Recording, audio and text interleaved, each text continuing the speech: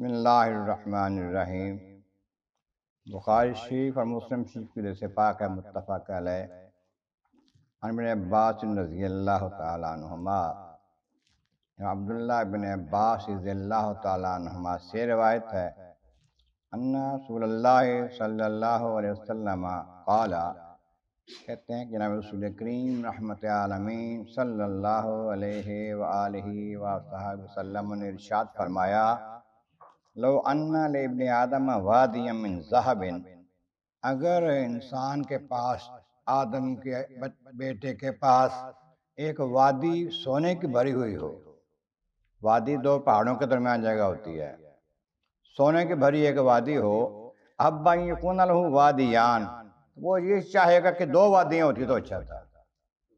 ایک وادی سونے کی بھری اس کے پاس ہو تو اس سے رجتا نہیں ہے، سیر نہیں ہوتا، کہتے اور ہو جائے، یہ ایک وادی ہے، دو ہونی چاہیے تھی۔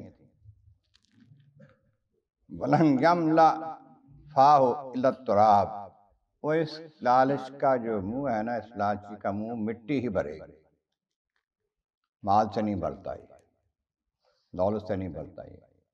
ہاں، یتوب اللہ علی من تاب، جو توبہ کر لے اللہ اس کی توبہ قبول کر لیتا ہے۔ بندہ اپنی اصلاح کر لے، اپنے گناہوں کی معافی مانگ لے، سچی توبہ کر لے، اللہ اس کی توبہ قبول کر لیتا ہے، بہت مہربان ہے۔ اللہ تبارک و تعالی ہم سب کو سچی توبہ کی توفیق عطا فرمائے، اور اسے قبول فرما کے ہماری منزل آسان فرمائے۔